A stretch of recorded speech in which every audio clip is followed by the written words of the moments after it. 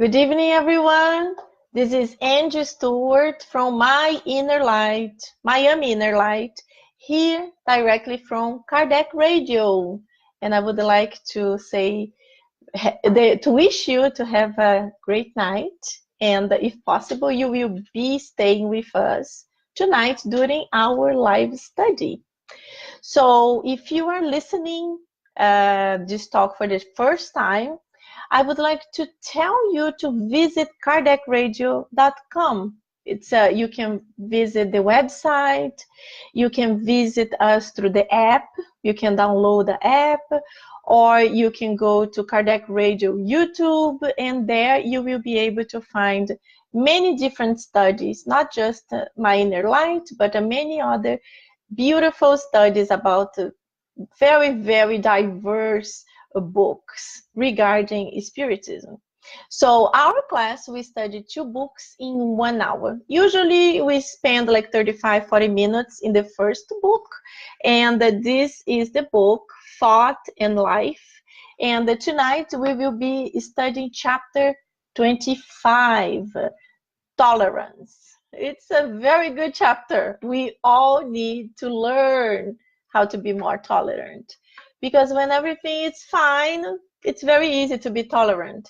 But when the things go a little bit wrong, then that's when we really need to demonstrate we can put in practice what we know or what we are studying. And that's challenging. The second book we study is the Gospel According to Spiritism, and we study it in deep detail. We read everything and we talk about it. And as you can see, it's a thick book. But the good thing is it's a book that usually people don't have patience to read, or some portions can be complicated. So it's awesome to be together.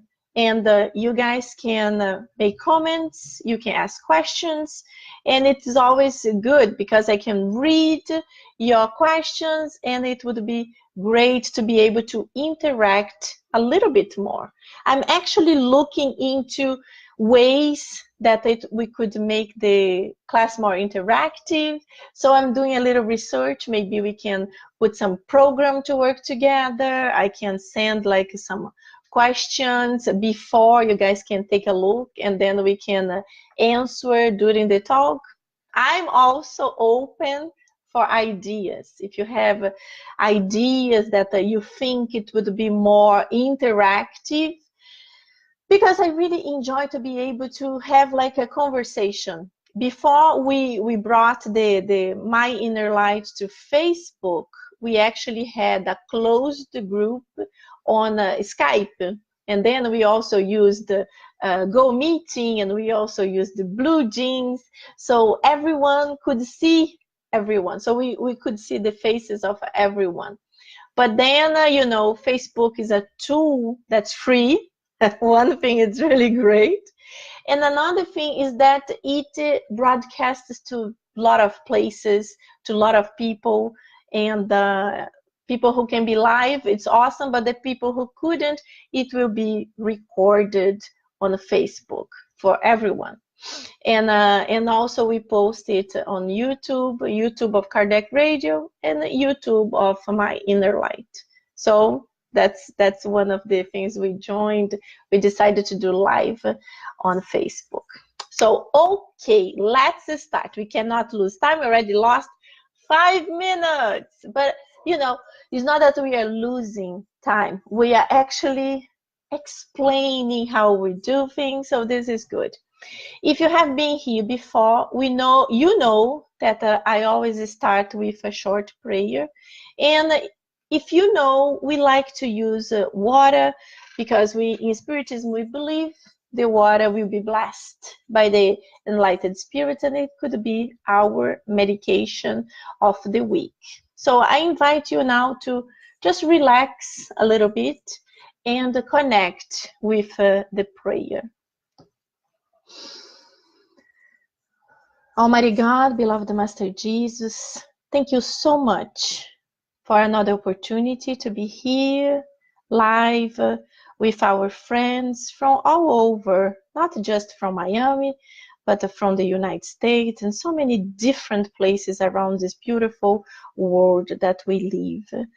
We would like at this moment to ask for your help, your blessings, and most especially we would like to ask for your connection so the enlightened spirits can come closer to us and help us to connect, to understand their ideas and their inspirations, and also to all our friends to be able to receive in this benefit so we can have a very positive conversation and study tonight. Please stay with us. Thank you so much. So be it. Very good, my friends. That's it.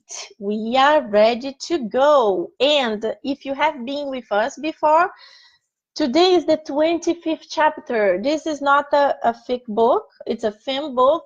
And it finished on chapter 30. So we are very close. I'm very excited. I love to finish books. It's so exciting. We are finalizing a project, especially a beautiful and enlightened project like this one. And we will start another one.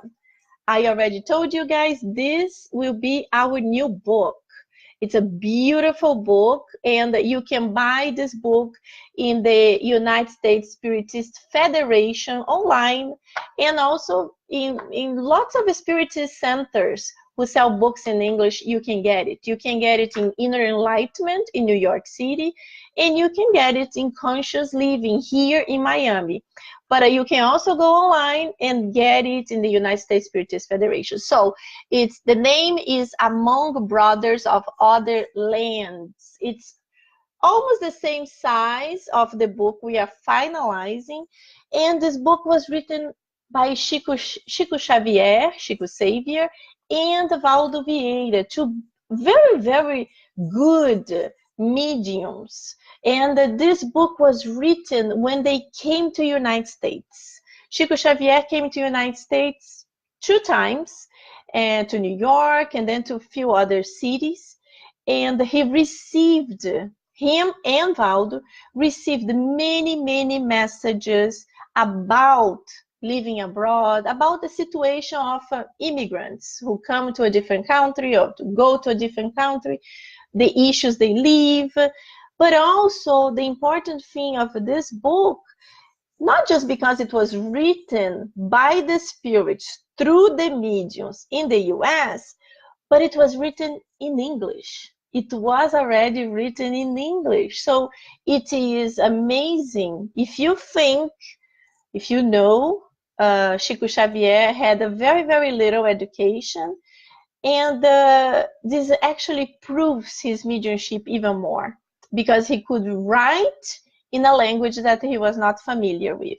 So this is just like reinforcing the beauty of his mediumship. That was really like a mission, a very important mission to bring this light through all those different spirits, all these over 400 books that he was able to channelize to us here.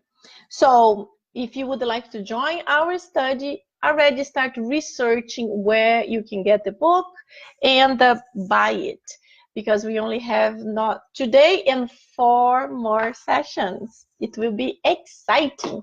So let me just see who is already here. Ooh, I can see everyone with the blocks, but I can see here Renata Casaday. Hello, Renata, welcome back.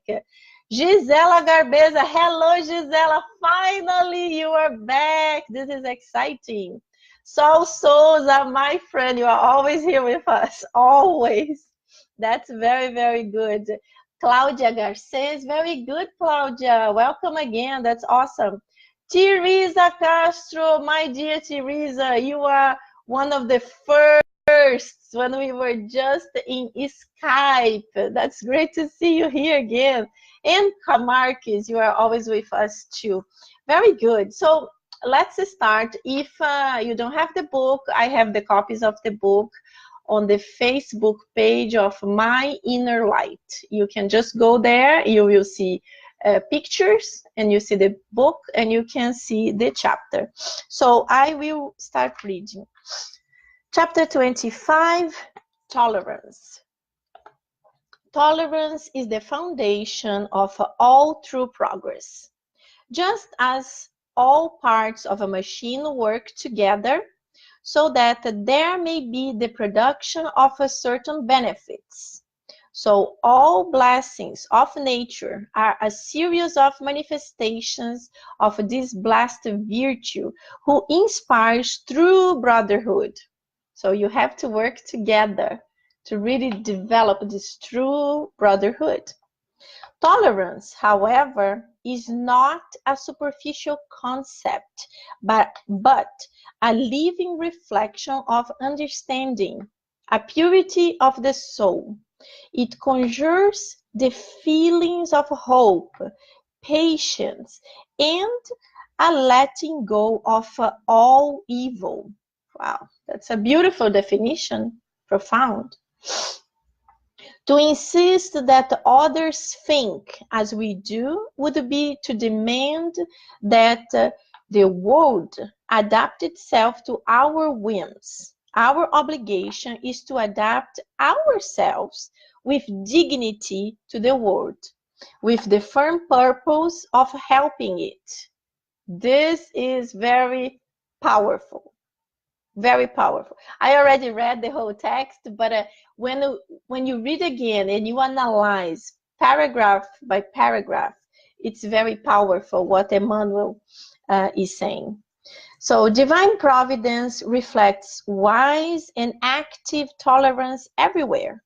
God does not require that the seed immediately produce after its kind. God gave it time to germinate and grow, to bloom and bear fruit. God does not ask the stream to quickly blend its course towards the awaiting ocean. He offers the stream pathways through the soil and the time needed to finish its course. Likewise, tolerance is needed between one soul and another. It is important that we do not assume any attitude of violence.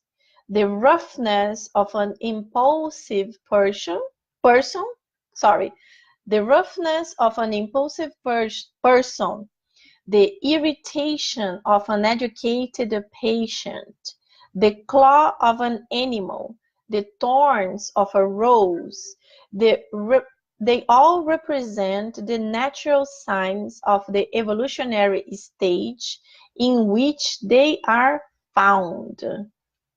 Also very profound. To fight hatred with hatred is to bring about destruction. He who commits an offense attracts evil to himself. This being the case, evil is only really evil to one who commits it. To retaliate on the same irrelevant principle is to assimilate its poison. So when you give poison, you receive poison, or you were just doing the exactly same thing. And then he continues. It is essential to treat ignorance with the same loving care that is employed when treated a wound. If we bruise it without mercy, it would be like transforming a curable case into a hopeless one for lack of adequate treatment. Therefore, above all else, tolerance is a complete release of all evil and the continuous service in goodness. Those who only give constant lip service to forgiveness demonstrate their desire to harbor the hurt they retain and thus are wasting their time. To forgive is to let go of all shadows and follow the light. It does not mean to fall to one's knees, to fall to one's knees, or to ascend the towers of a false superiority by making a show of our heart's desires. Rather, it is to persist in the work of regeneration by bringing about good and harmony. In so doing, those who do not understand us yet will observe us differently and finally understand the silent language of our example. Christ offered us a pattern of ideal tolerance when he returned from the grave to encounter his discouraged students. When he returned from the grave to encounter his discouraged students. He did not address Peter's abandonment or Judas' weakness to say that he forgave them. Rather, he spoke about the redemptive task ahead, thereby inducing them to resume their work in the field of goodness. To tolerate is to reflect brotherly understanding, and forgiveness is always a preventive measure that assures health and peace, renewal and security, wherever it may be. Wow, very, very beautiful text, and important, as every single chapter of this book, it's so important for us to deeply understand. But now I would like, before we make any comments, I would like you just for you to think, do you believe you are a tolerant person? You don't need to write about it if you want, but just think about, do you believe you are a tolerant person? And why do you think so? What brings you to think about that? Because one thing is when everything is good, we are feeling good, the situations are okay, and we have a little bit of how can I say, difficulty with someone, then we might be able to exercise our tolerance in an easier way. But when things start escalating, you know, when exactly like the example that Emmanuel gave here, let's see, when there is a roughness of an impulsive person or irritation of an uneducated patient. So he's giving different examples. So when you have to deal with a very tough boss that have no patience, or a very difficult employee in the other extreme, a very difficult employee who does not understand the urgency of a deadline, this can be difficult. So tolerance is something that in certain times are easier to be done.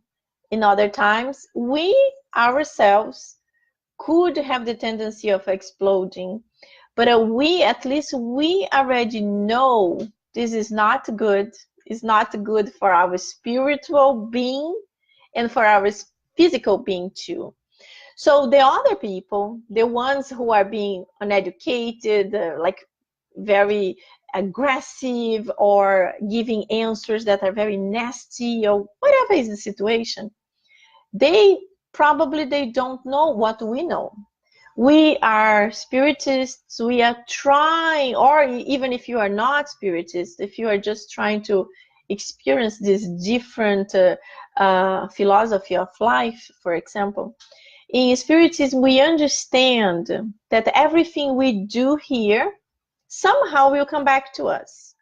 So this is why it's good to do something good to anyone, because somehow good things will come back to us. It does not mean I'm helping person A and I will get something good from person A, because sometimes we are helping person A and the person A is not going to even say thank you. But our understanding is that I'm helping person A, and even if this person do not recognize sacrifices I did or whatever, the universe, like some people don't like to say God, but the universe or the energy, however they would like to call this power, that's bigger than us. And in Spiritism, we call God. We know God sees everything, and whatever good things we are doing, we will be receiving back. But whatever bad things we are doing, it might come back also. That's why we have to police the power of police. We have to police ourselves. Let me just close this. We have to police ourselves. So policing ourselves, we really are more careful with our attitudes, with our conversations, and even when somebody is being aggressive towards us, we are able to breathe and control. At least that's what we should be doing. Yes, there are some times that is like, wow, you have a tendency of exploding. But if you analyze yourself, if you go back a little bit in time, not to other incarnations, because each new one we are evolving. So we know that every new reincarnation we are getting better. But if you go back in this time, maybe a week ago, a month ago, a few years ago, 10 years ago, 20 years ago, and you analyze yourself and your level of tolerance, how do you analyze yourself? Are you a little bit better today? Well, if you are thinking no, that's a problem. Because we have to get better. If we are not there yet, we have to start understanding ourselves, because when we understand ourselves, we are able to control ourselves. So what makes you to explode? What makes you lose your temper, lose your patience? What makes you to say aggressive things?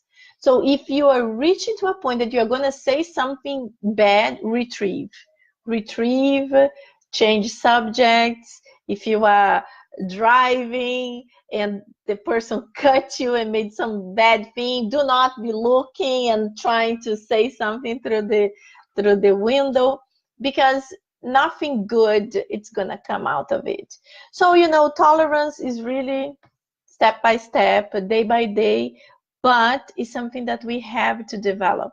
It's very important to develop, and we have to have this understanding that we have to develop it. So it's almost like going to school.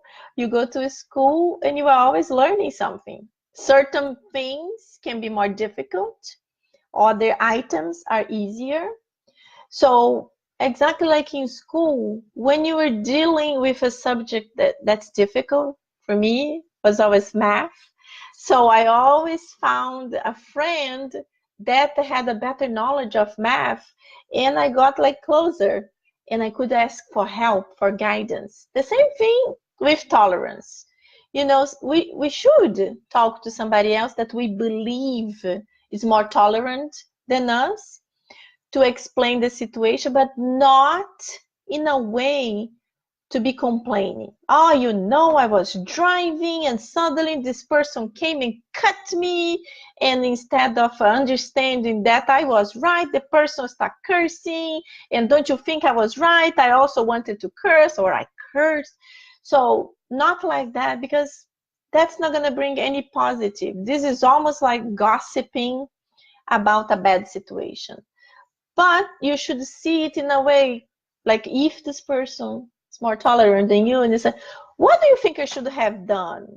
And if this person is really better than you, then the person will say, well, maybe nothing.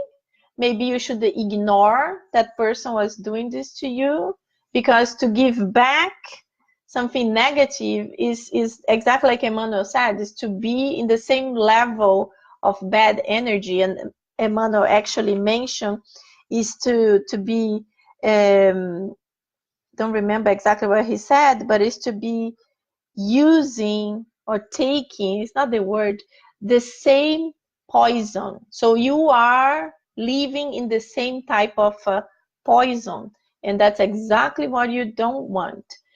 So let's see certain points. Time flies. Today I'm so talkative. Guys, please ask some questions, make comments, whatever you want. Now I am able to see the comments because for the last 2 weeks, I don't know what I did that I couldn't see. First week, I couldn't see anyone whatsoever. I thought I was alone. And the next week, I could see everybody, but I couldn't read any sentences. So I was like, wow, everybody's so quiet. But today I see there is a lot of people here. So if you want to ask questions or make a comment, please do so we can share. So the important point here, I will just mention some paragraphs. On page 91, for example, the third paragraph. To insist that others think as we do would be to demand that the world adapt itself to our whims. Our obligation is to adapt ourselves to the dignity, with dignity to the world, with the firm purpose of helping it. So it's not expecting that everyone else will be adapting to me, or everyone else will have the same level of understanding I have, or that everyone else will think the same way I think, because this is not possible, especially here in this beautiful blue dot that's the planet Earth. We know that the planet Earth is still a planet of trials and expiations. Yes, we already started the phase of regeneration, but Earth takes millions of years to go, millions or billions, to go from one phase of evolutionary planet to a different one. So we will spend many reincarnations going through the same type of people living here. And the only way for us to be able to continue with the evolution of the planet is for ourselves to evolve as well. So instead of expecting everyone to like the same things like me, for example, everyone loves pink. It's impossible. And it's actually very good because the world would be super pink boring. Can you imagine every single woman, let's suppose all the women like pink and all the guys like blue, the world would be very boring. And it's wonderful that we like different things. This is not the point. The point is that we kind of impose to other people the same things we think, we behave, or we like. So I like pink, someone else likes yellow, red, blue, purple. That's awesome. But I cannot go and say, no, your color is ugly. But the real color, the good color is pink, because it's not true for the other person. It might be true in my truth, in my world, in my perspective. But we have to be open, as exactly he says here. Our obligation is to adapt ourselves with dignity to the world. What means with dignity to the world? Accepting that we are different. We are not all the same. We are different. We are spiritual beings in different levels of evolution too. There are people much more advanced than me and people much less advanced than me or you.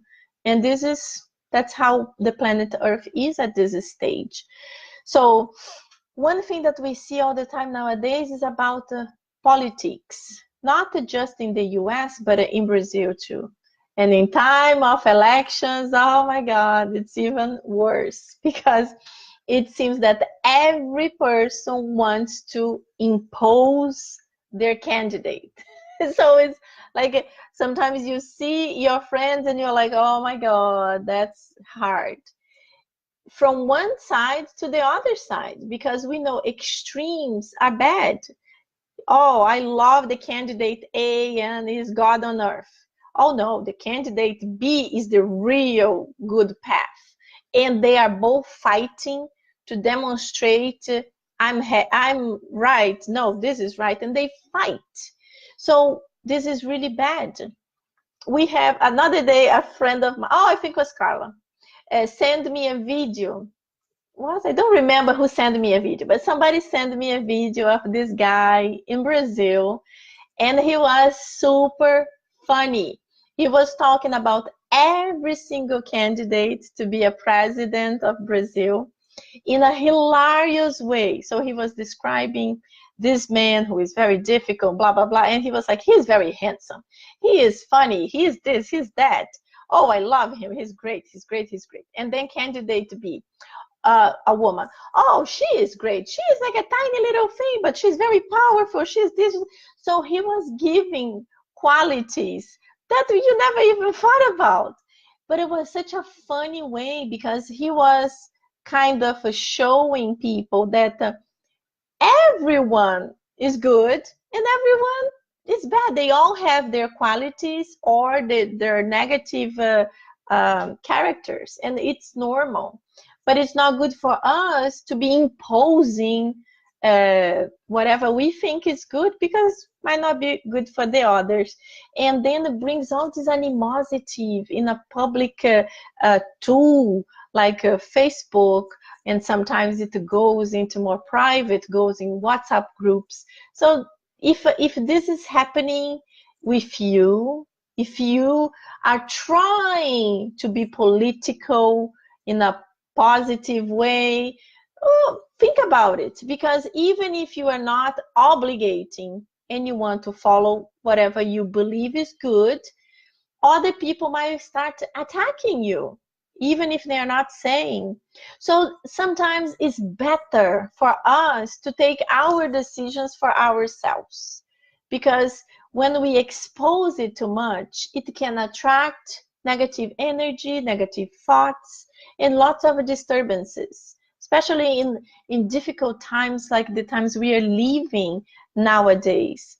So if you can avoid negativity, it's much better. So I'm not telling you to not talk about your decisions or your wishes or whatever you think is right, but there is a very fine line between talking about something you like and imposing it to someone else. You can even talk about spiritism. One thing is you to love spiritism and you really enjoy talking about it, and someone else it's totally against it, and you little by little start talking about it, and without knowing you are trying to convince that person that spiritism is the solution to the planet, what is not true, because we know that the world will evolve, and the religions, the different philosophies of life, they will continue existing. It's not the religions will totally disappear, but what will happen is that all the religions, they will be more opened, they will be more accepting, they will be more tolerant with each other. They will understand we are different, but this is also good. I see lots of positives in this. But mine is also good. It's also positive, and we can live together in a brotherhood and in peace. And this is what we need. We need this. We need this tolerance in every single aspect to be able to be lived in our daily lives. And you cannot expect somebody else to be tolerant with you if you still cannot be tolerant with someone else. So as everything we say, we have to start it. We have to do it to be able to expect someone else to be able to do it also. So let's see what else is very important here. So Emmanuel talks about the different evolutionary stage of the flowers, of the animals, of the people. So it talks about they are all in a different stage of evolution, and we have to accept it, understanding that we might be above or lower, but we accept the differences, and we understand that one day they will be better and I will be better too. So this is very important. And Emmanuel continues that the one who commits an offense attracts evil to himself. So as I said, the law of action and reaction, whatever you do, you will receive back. So do something good to receive something good. That's very important. And then he continues, the ones who are able to talk about certain items, certain things. They talk very well, but they cannot put in practice. These are the ones who he say that they are good in lip service. Like they talk well about it, but when they have to do it, then they can't. And that's what we don't want to do it. We want to talk about, but we also want to be able to practice. We also want to be able to do it. That's the important thing. So to forgive is to let go all shadows and follow the light. Short sentence and beautiful. So when you forgive an offense, you are really exercising charity, you are exercising the tolerance, you are exercising resignation, and you are following the light. You are going against the path that person attacked you, for example. So this is very beautiful. So then he continues to persist in the work of regeneration. So maybe you were not able to be as tolerant as you wanted, but you were a little bit better than, who knows, 5 years ago, 2 years ago, 1 year ago, last week. So it's already an improvement. The important thing is that we have to continue improving. Then we persist, and then this is the work of regeneration that we have to do day by day. And then those who do not understand us yet will observe us differently and finally understand the silent language of our example. This is one of the things that Chico Xavier always did.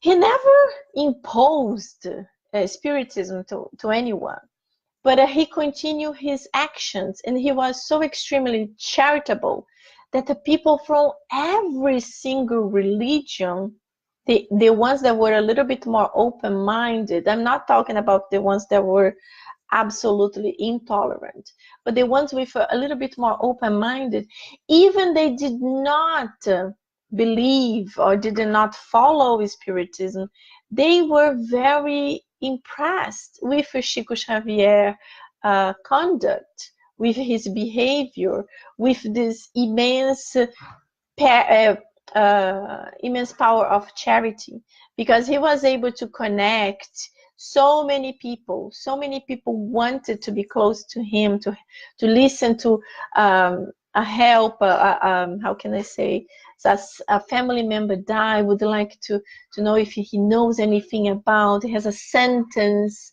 to help them. So everyone always felt that the immense love that he had to everyone. He treated a super important person as the most simple person in the same way. What is very difficult to most of us, because even when we want to do the exactly same treatment, we end up doing a little bit different. Somebody is very important and we are already like, wow, that person is very important and wants to talk to me. What should I do? So even when you don't want to do it, you kind of have the tendency of already being a little different. But Chico Xavier, no, he was over it. He was so superior than us that this for him was the exactly same thing. And the last sentence that it's really beautiful says, to tolerate is to reflect a brotherly understanding, and the forgiveness is always a preventive measure that assures health and peace, renewal and security, wherever it may be. So it's important. So tolerance is a preventive measure that assures health and peace. Yes, health and peace. Because when we are tolerant with the errors of the others, we keep our peace of mind. So when we are with our mind well, everything is good. then we don't overreact, we don't react, we don't feel angry like a few weeks ago. Actually, let me see how many weeks ago. 3, 4, yeah, 3 weeks ago, we studied guilt, and the guilt provokes this negative sensation, this pain, because we acted in a way that was not very good, and our conscience tell us, ping, ping, ping, ping, you did something that's not good, and immediately we feel guilty. Sometimes we don't really understand why we are feeling like that, why we are feeling sick, why we keep having thoughts disconnected, but deep in our conscience was because of whatever aggression we did towards someone else. So when we are able to be more tolerant, we are in peace and we are healthy physically and spiritually. And then he continues, renewal and security, whatever it may be. So we are renewing ourselves day by day, because every day new things are happening. We are meeting more people, we are making new friends. Sometimes we are meeting people that are not so friendly. So tolerance is every second of our lives. So this is very important for us to understand and to put in practice. Yes, sometimes it's not easy to put in practice every day, but we know we really have to try at least. So now let's go to the second book, the Gospel. And we are finalizing the chapter 1. Ooh, that's exciting. We are finishing the chapter 1, going to chapter 2. So let's go. We are chapter 1, and the lesson is, I have not come to destroy the law. So this last portion are messages from different spirits talking about spiritism that Kardec picked the most important ones, and he put it here for us to analyze together. So this one that I'm going to read, we actually read last week, but we did not have time to comment. So I will quickly read again, make a short comment, and we go to number 11. So number 10, one day God, out of his inexhaustible charity, allowed humankind to see the truth dissipate the darkness. That day was the advent of Christ. After that living light, the darkness returned. The world, after the alternatives of truth and obscurity, became lost once again. Then, just like the prophets of the Old Testament, the spirits began to speak and warn you. The world is being shaken on its very foundations. The thunder shall resound. Stand firm. Spiritism is of a divine order, since it rests upon the very laws of nature, and you can be certain that everything of a divine order has a great and useful purpose. Your world has lost its way, and science, developing at the cost of a moral order and leading you only to material well-being. Well-being has reverted to profiting the spirit of darkness. Christians, you know that the heart and love must walk hand in hand with science. The reign of Christ, alas, after 18 centuries, and in spite of the blood of so many martyrs, that reign has not yet come. Christians, turn toward the Master who wishes to save you. Everything is easy for those who believe and love.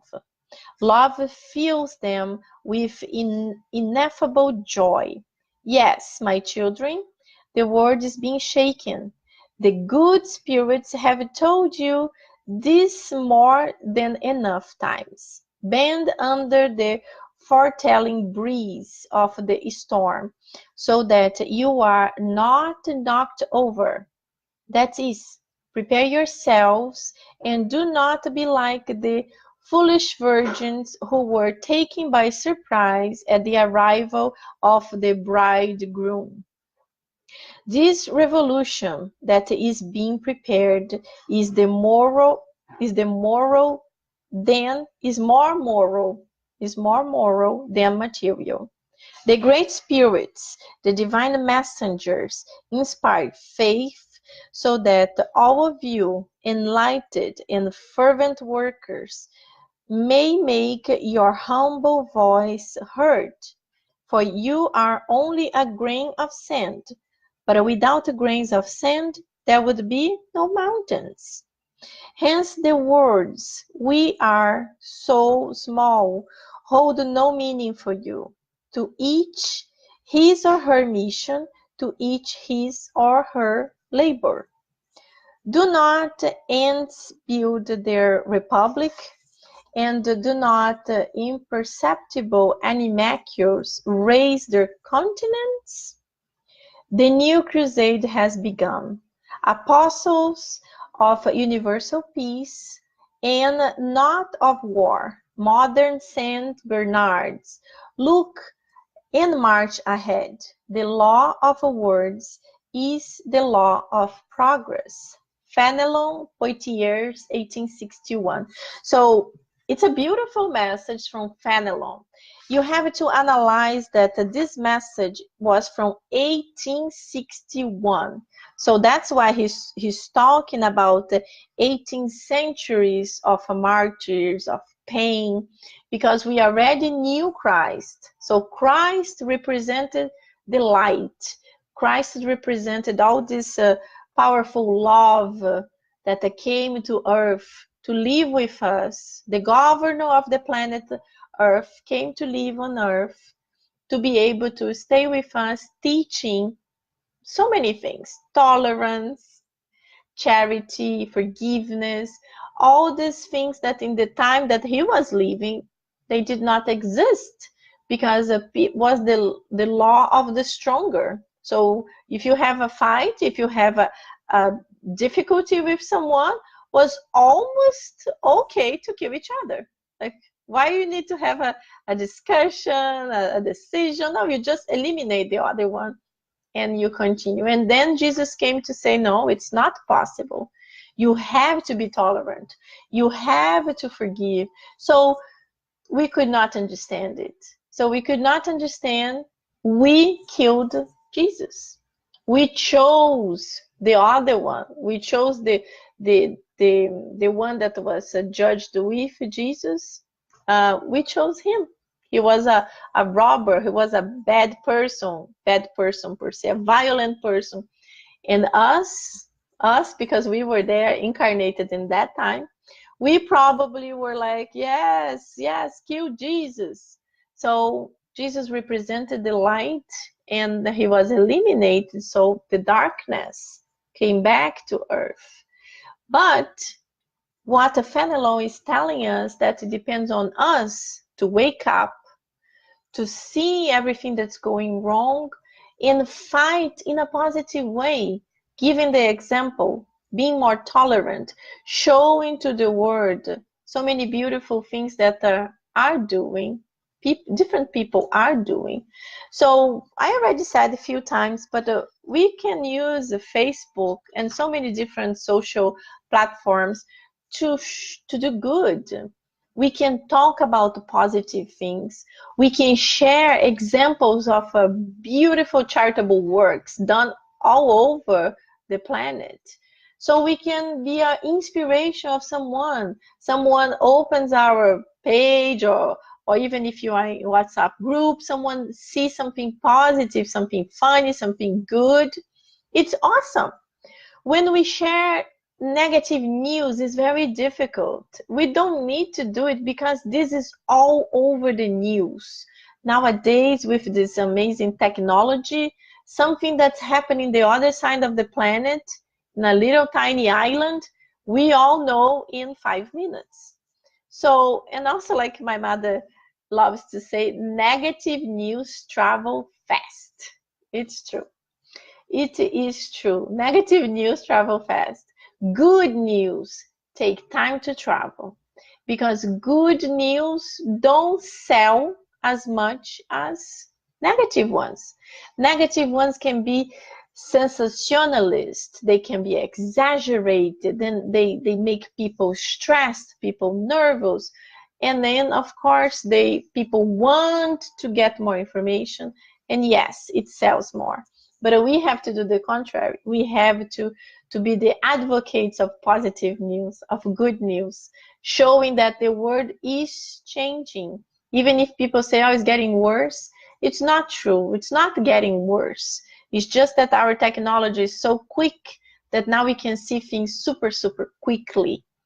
But things are getting better. The laws of the countries are getting stronger, and the inhabitants of those countries are getting stronger too, are getting evolved, more intelligent, more morally evolved. So it's coming, but we have to exercise tolerance, as we studied in the previous book. This is why it's so good to study two books, because usually one connects with the other so well. And this is an example. So let's go to the second message. The second message is from the Spirit Erastus, a disciple of St. Paul. And then we have the comments that are the comments from Allan Kardec. If you guys want to ask a question, make a comment, say anything, please write there, and I will be reading. Oh, I think you guys wrote something. This thing doesn't move automatic. I still don't know how to deal with it. So let's see who is here. Flavia Alves. Hello, Flavia. Welcome, welcome. Nice to see you, my friend from Staten Island. Valeria Moreno. Hello, Valeria. How are you? When are you coming to Miami? So she said, hey, my dear, it's nice to see you. Yes, it's awesome to see you here. Carla Marquez. Words that come to my mind. Tolerance equals peace. Do not judge, understand, tranquility, no rebellion, abnegation, and humility. Everything, Carla. You did a summary of the chapter that we just read in Thought and Life. Very, very good. Saul Souza. Hey, my dear Saul. You are never alone, my friend. Yes, totally true. We know that. We are always here. It's always a pleasure to be here learning with you. Gratitude. Yes, with me. I thought you were talking about the spirits with us. Yes, thank you so much. Thank you for you being here with us. This is really good. And then let's see here. Carla is saying it's funny and it's positive. Yes, let's be funny and let's be positive. It's great. And let's do comedy with good things, because you know some comedians, they like to make fun of other people. So they are funny, but it's painful if you think in the other person's position. Like, oh, it's funny to talk about certain stereotypes. But if you think you could be the stereotype, would you like to be made fun? No. So it's good when we are making fun of something that can be funny, can be positive, but not making fun of others. This is painful. So that's why I stopped going to comedy shows. I loved going to comedy shows. But later I started thinking most of them use a lot of curse words, so it was really not nice. It's like, it's so many curse words that my head was like heavy. And another thing is like they make fun of everyone. So it's kind of painful. It's funny to laugh of the others, but you wouldn't like that the people would be laughing of ourselves. So this is true. So River Smith, hey River, yes, we are here tonight. I have a class. River was asking before, which class? Anyway, River said, Emmanuel told once, Spiritism is not the religion of the future, however, will be the future of all religions. Yes, because all religions in the future, as I said, they will be more tolerant. And every religion will know Spiritism. Even if they might not be following Spiritism, but they will know, oh yes, I know what Spiritism is, and they will be open to it. They will be accepting it. It's not going to be like nowadays, oh, he's a Spiritist. Ugh. No, I am a Protestant, or I am Catholic, or whatever. It's not going to be like this. It's going to be really beautiful. I dream of the time that this tolerance will really be able to happen, not just with religion, but with everything. Even the tolerance between science and religion, you know, this interchange that's happening already, but not everywhere, but it's already happening. It's very beautiful when we see many scientists, many doctors that are so used to being necessary, almost necessary to be materialistic, but they are more open-minded. They are like, no, there are certain things, medicine, for example, cannot answer. And we cannot understand how sometimes a patient that is really already dying comes back a few weeks later and he is almost cured.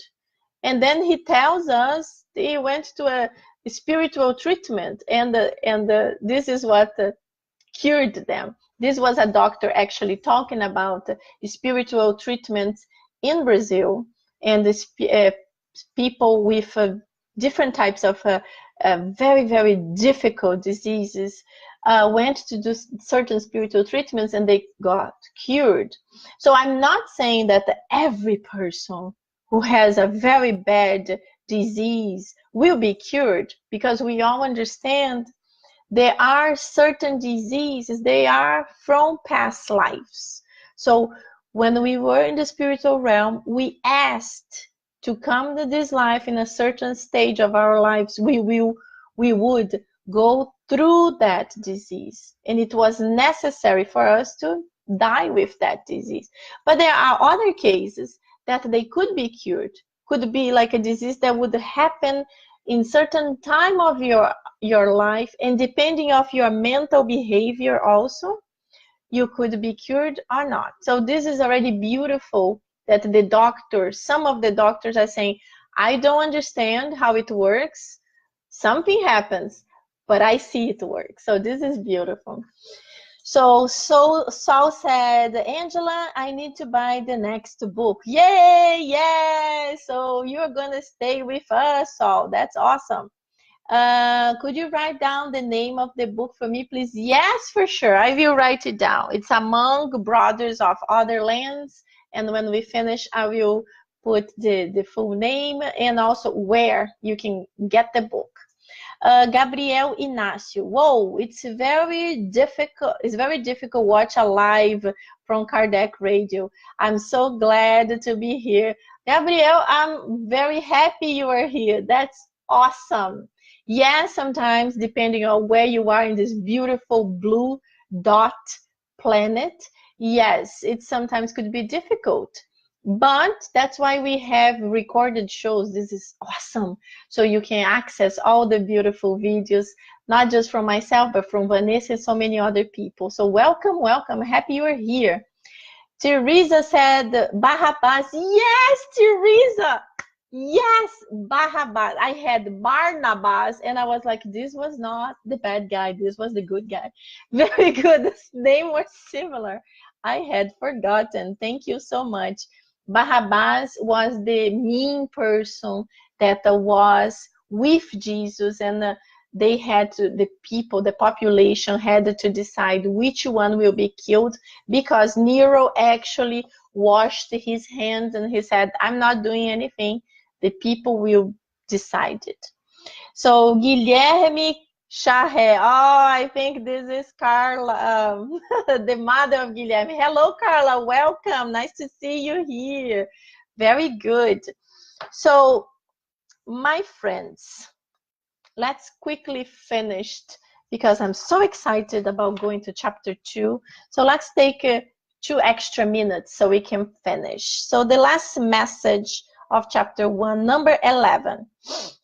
St. Augustine is one of the greatest divulgers of Spiritism. He manifests himself almost everywhere We find the reason for this in the life of this great Christian philosopher who belongs to the mighty plantex of the Church Fathers, to whom Christianity owes its most solid basis.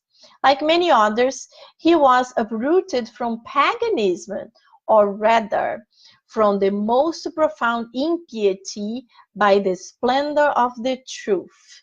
When in the midst of his excesses, he felt in his soul that strange vibration calling him back to himself, enabling him to understand that happiness lay elsewhere than in debilitation and fleeting pleasures. When finally, on his own way to Damascus, he too heard the holy voice exclaim, Saul, why do you persecute me? He exclaimed, my God, forgive me. I believe I am a Christian. And on, from then on, he became one of the firmest supporters of the gospel. In the famous confessions that this eminent spirit left us, one may read simultaneously characteristics and the prophetic words he uttered after having lost Santa Monica. I am convinced that my mother will return to visit me and give me counsel, revealing to me what awaits us in the future life. What a lesson in these words, and what a brilliant foresight in the future doctrine. This is why today, seeing that the hour has come to divulge the truth that he had predicted, he has become its ardent propagator and has multiplied himself, so to speak, in order to answer and who call upon him. So this is very beautiful. I know a little bit about the story of St. Augustine, and he was a son of a rich family, and he really used a lot of the money. He was involved with all his power. He had a lot of women, and he really could care less about the religion, about any kind of thing that connected him to something more elevated than the materialistic life he was living. But one day, almost like something really happened, almost like the Erastus, because this message is from Erastus, disciple of St. Paul, and the message is from 1863. So one day, very similar to what happened to Saul that in the future became Paul, and Saul, he was persecuting the Christians. So when he was crossing the desert of Damascus, he had this I forgot the word, but he saw this light, and the light was Jesus. And Jesus asked him, so why are you persecuting me? So the same type of a situation happened to St. Augustine. And it was almost like he woke up. So from one day to the other, he was an absolutely different person. So he decided that he didn't need any of his materialistic things, and he could get rid of everything. But he also started getting rid of the things of his parents, because his father was a rich, he owned lots of material fabrics, and lots of things, and he used to be a salesperson, and he started donating everything, and his father went crazy, thought he was crazy. Basically, his father put him in a basement in chains because he was going crazy. And his mother, who loved him so dearly, she felt pity of the situation. She couldn't understand him very well, but she felt pity of the situation. And she decided to unlock the chains, even if she knew the consequences would be very tough for her. Because the husband would go crazy with her, And the second, the son would have to run away to not return again, because the father would be doing something really mean to him.